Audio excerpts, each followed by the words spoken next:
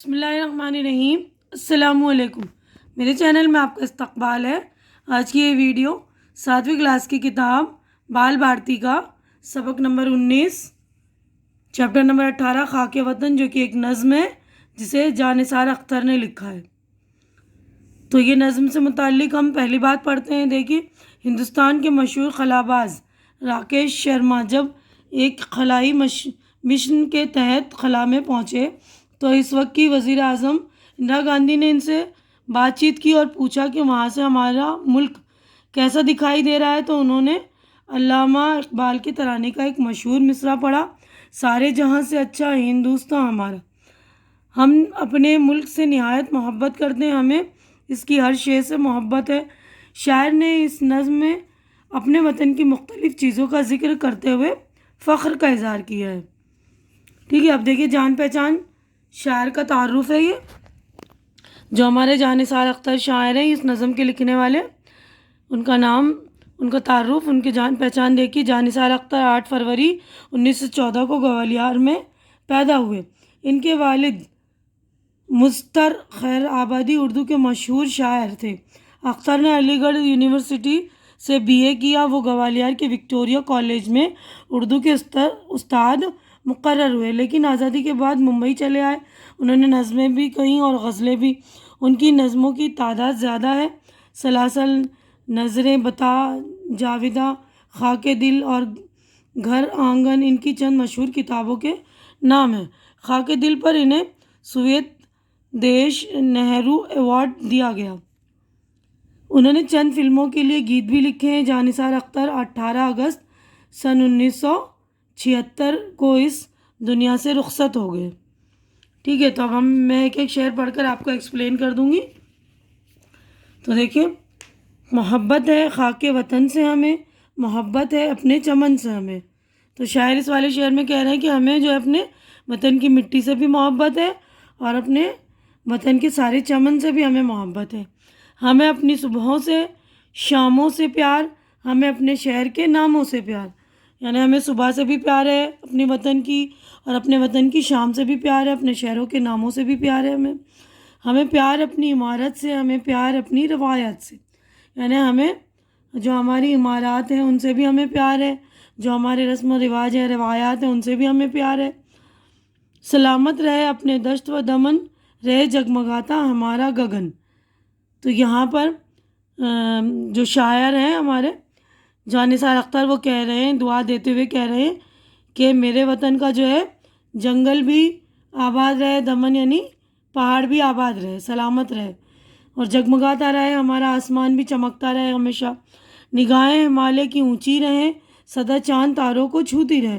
यानी हमारा जो हिमालय पहाड़ है वो हमेशा ऊंचा रहे और हमेशा जो ऊंचाइयों को छूता रहे, चांद तारों को छूता रहे, यानी कि ऊंचाइयों को छूता रहे। रहे पाक गंगोत्री की फबन, मचलती रहे जुल्फ गंग व जमन। तो यहाँ पर ये कह रहे हैं कि गंगा की जो गंगा नदी है उसकी फबन, यानी कि उसकी जो दिलकशी है, उसकी जो खूबसूरती है वो बरकरार रहे, और मचलती रहे जुल्फ गंग व चमन, यानी गंगा जमुना की जो धाराएं हैं वो इसी तरह मतलब उछलती रहे, मचलती रहे, है ना। नहाता रहे नर्म किरणों में ताज, रहे ता क़यामत मोहब्बत की लाज। यानी ताजमहल के बारे में कह रहे हैं कि हमेशा वो जो है 14वीं की चांद में वो नहाता रहे, हमेशा वो चमकता रहे और क़यामत तक ये मोहब्बत की निशानी बाकी रहे। एलोरा के बुत रक़्स करते रहें, हसीन गार तारों से भरते रहें। यानी एलोरा, अजंता एलोरा के जो मूर्तियाँ हैं वो कह रहे हैं कि इसी तरह जो है नाचते रहें, और देवी देवताओं की जो तस्वीरें हैं वो भी इसी तरह बरकरार रहें, वो हमेशा रोशन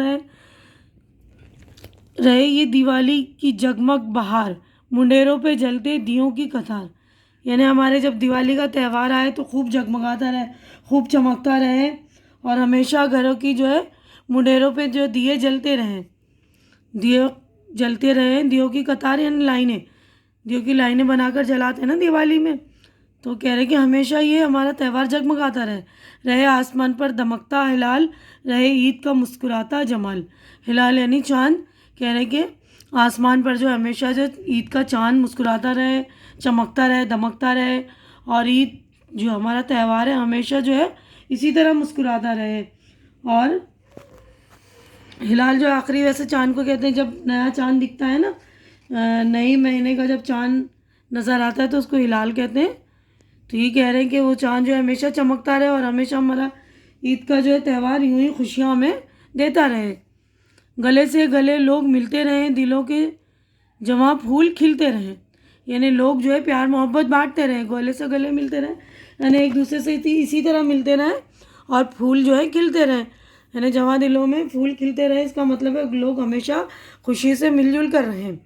اب اگلے صفحے پر ہم چلتے ہیں، تو یہاں پر ہمارا جو ہے دیکھیے خلاصہ کلام، یعنی نظم کا خلاصہ ہے، ہر انسان کو اپنے وطن سے محبت ہوتی ہے، جس طرح ہم اپنے گھر اور اپنے خاندان کے ہر فرد سے محبت کرتے ہیں، اسی طرح ہمیں اپنے وطن سے اور اس کی ہر چیز سے محبت ہوتی ہے۔ ہم اپنے ملک، اس کی روایات، اس کی ندیوں، پہاڑوں، مشہور عمارتوں اور اس کے قابل فخر ورثے سے محبت رکھتے ہیں۔ ہمیں اپنے وطن کے تہواروں سے بھی محبت ہے۔ ہمیں اپنے ملک اور اس کے ورثے کی حفاظت، لوگوں کے اتحاد اور ان کی خوشی کی دعا مانگتے ہیں، یعنی کہ اتحاد یعنی مل جل کر رہنے کی دعا مانگ رہے ہیں۔ اب دیکھیں یہاں پر ہمارے معنی میں اشارات شروع ہو گئے نا، تو یہ ہم پڑھ رہے ہیں، دیکھیے الفاظ معنی تو میں پڑھ رہی ہوں، آپ لوگ دھیان سے سن لیجئے۔ دشت جنگل، دمن پہاڑ، گگن آسمان، گنگوتری گنگا کا منبع، پھبن دلکشی، گنگ و جمن ہندوستان کی دو مشہور ندیاں گنگا اور جمنا۔ اب دیکھیے ایک جملے میں جواب لکھیے، سوالات یہاں پہ شروع ہیں تو اس کے جوابات بھی میں نے آپ لوگوں کے لیے ریڈی کر دیے ہیں، تو آپ لوگ دیکھ لیں گے، دیکھیے۔ اور جو لوگ میں جواب پڑھوں اس سے پہلے جو لوگ میرے چینل پہ نئے ہیں، جنہوں نے میرا چینل سبسکرائب نہیں کیا ہے، تو پلیز میرا چینل سبسکرائب کر لیں، کیونکہ چینل کا سبسکرائب کرنا بالکل فری ہے۔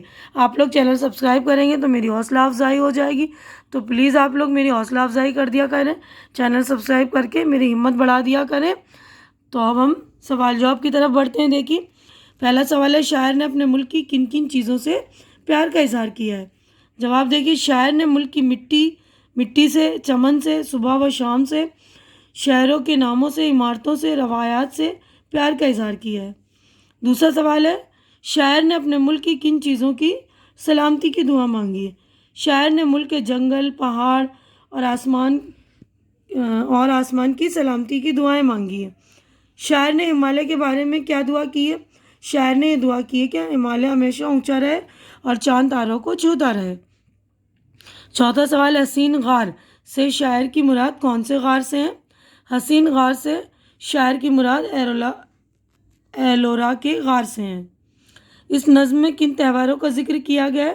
اس نظم میں دیوالی اور عید، ان دو تہواروں کا ذکر کیا گیا ہے۔ اب اگلا سوال دیکھیں، یہاں پر ہے مختصر جواب لکھیے، تو یہ بھی جواب لکھ دیا۔ مختصر جواب کا مطلب ہوتا ہے شارٹ ٹائپ آنسر ہوتے ہیں نا، اس کو کہتے ہیں مختصر جواب، یعنی اس کے جوابات جو ہے یعنی ایک جملے سے تھوڑے زیادہ ہونے چاہیے، 2-3 جملوں میں ہونے چاہیے۔ تو دیکھیے یہاں پر اس کے جوابات بھی میں نے ریڈی کر دیے ہیں۔ پہلا دیکھیے، اس نظم میں ہندوستان نے کن مقامات کا ذکر کیا ہے؟ کن مقامات کا ذکر کیا گیا ہے؟ ہندوستان کے کن مقامات کا ذکر کیا گیا؟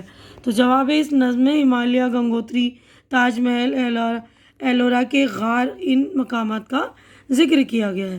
اب اگلا سوال ہمارا دیکھیے، شاعر نے ہندوستانی تہواروں کے لیے کن الفاظ میں دعا کی ہے؟ تو جواب دیکھیے، شاعر نے جواب، دیوالی کی جگمگ قائم رہے، منڈیروں پر دیوں کی قطاریں جلتی رہے اور آسمان پر عید کا چاند چمکتا رہے، عید کا جمال مسکراتا رہے، لوگ گلے ملتے رہیں اور دلوں میں پھول کھلتے رہیں۔ اب اگلا ہمارا دیکھیے، تلاش و جستجو، اس نظم سے عید کے متعلق مصرعوں کو تلاش کر کے لکھیے۔ تو دیکھیے اس نظم میں جو ہے یہ والا مصرع ہے، رہے آسمان پر دمکتا ہلال، رہے عید کا مسکراتا جمال، ٹھیک ہے نا؟ تو یہ عید پر یہ والی شعر ہے، یہ والا مصرع، 2 مصرع۔ اب یہاں پر یہ دیا ہے، سویت دیش نہرو ایوارڈ کے بارے میں معلومات حاصل کیجیے، یہ معلوم کیجیے کون سا ایوارڈ ہوتا ہے یہ۔ اس کے بعد اگلا جو ہے ہم چلتے ہیں یہاں پر وسعت میرے بیان کی۔ ان اشعار کا مفہوم اپنے الفاظ میں لکھیے۔ نگاہیں ہمالیہ کی اونچی رہیں سدا، چاند تاروں کو چھوتی رہے پاک گنگوتری کی پھبن، مچلتی رہے زلف گنگ و جمن۔ تو یہاں پر میں نے اس کے یہ لکھ دیا ہے، دیکھیں، ہمالیہ دنیا کا انتہائی بلند پہاڑ ہے، اس کی چوٹیاں آسمانوں کو چھو رہی ہیں۔ شاعر کہتا ہے کہ ہمالیہ کی نگاہیں اسی طرح اونچی رہیں اور چاند تاروں کو چھوتی رہیں۔ دریائے گنگا جو ہمالیہ کے بلند ترین مقام گنگوتری سے نکلتا ہے، اس پاک گنگوتری کی دلکشی ہمیشہ قائم رہے۔ گنگا جمنا دونوں دریاؤں میں ہمیشہ پانی بھرا رہے اور موجیں لہراتی رہیں، ٹھیک ہے نا۔ اب یہاں پہ دیکھیے زور قلم ہے، میرا پیارا وطن عنوان پر 15 سطریں لکھی ہیں، یعنی مضمون ٹائپ ہے۔ تو آپ کو یہ مضمون چاہیے تو بتا دیجیے گا کمنٹ کر کے، میں یہ والا مضمون میرا پیارا وطن مضمون بھی اپلوڈ کر دوں گی، ٹھیک ہے نا۔ اب دیکھیے اگلا ہے سرگرمی یا منصوبہ، یعنی کہ یہ عملی کام ہے، پریکٹیکل ورک ہے۔ تو جانثار اختر کی کوئی اور وطنی نظم تلاش کر کے اپنے ساتھیوں کو سنائیے۔ تو جانثار اختر نے بہت سارے وطن کے اوپر نظم لکھی ہیں، تو ایک وطن کی جو ہے نظم تلاش کر کے اپنے دوستوں کو سنائیے، ٹھیک ہے نا۔ ابھی تو آپ اسکول نہیں جا رہے ہیں تو اپنے جو گھر میں آس پاس پڑوسیوں میں دوست ہیں ان کو سنائیے۔ جب لاک ڈاؤن ختم ہو جائے گا، آپ اسکول جائیں گے تو اپنے اسکول کے بھی دوستوں کو سنائیے گا آپ لوگ۔ اب دیکھیے لفظوں کا کھیل، یہاں پر دیکھیے لفظوں کا کھیل ہے نا، ذیل کے الفاظ مکمل کیجیے۔ مثال ہے نا، دش و دمن، گنگ و جمن، جان و تن، سر و سامان، رنج و غم۔ تو واؤ جب لگتا ہے تو پہلا جو لفظ ہوتا ہے اس کے آخری حروف سے واؤ کو ہم ملا کر پڑھتے ہیں۔ جیسے دشت کا تے میں واؤ ملیں گے، واؤ ملا کر ہم پڑھیں گے دشت و دمن، گنگ و جمن، سر و سامان، جان و تن، رنج و غم، ٹھیک ہے۔ آپ لوگ اسی طرح دھیان دے کے پڑھیں گے جب یہ واؤ والے لفظ ہو تو یہیں پر دیکھیے ہماری یہ نظم جو ہے خاک وطن ہو گئی ہے مکمل۔ امید کرتی ہوں کہ یہ نظم آپ کو اچھی لگی ہوگی اور سارے سوال جواب سارے کام بھی آپ نے اچھی طرح سے سمجھ کے کر لیں گے۔ اور میری ویڈیو اگر آپ کو اچھی لگ رہی ہے تو اسے لائک کیجئے، زیادہ سے زیادہ شیئر کیجئے، میرا چینل سبسکرائب کر کے میری حوصلہ افزائی کیجئے، کیونکہ چینل کا سبسکرائب کرنا بالکل فری ہے۔ تو آپ لوگ چینل سبسکرائب کر کے میری ہمت بڑھائیے۔ ہماری اگلی ملاقات جو اگلی ویڈیو میں ہوگی، تب تک کے لیے اللہ حافظ۔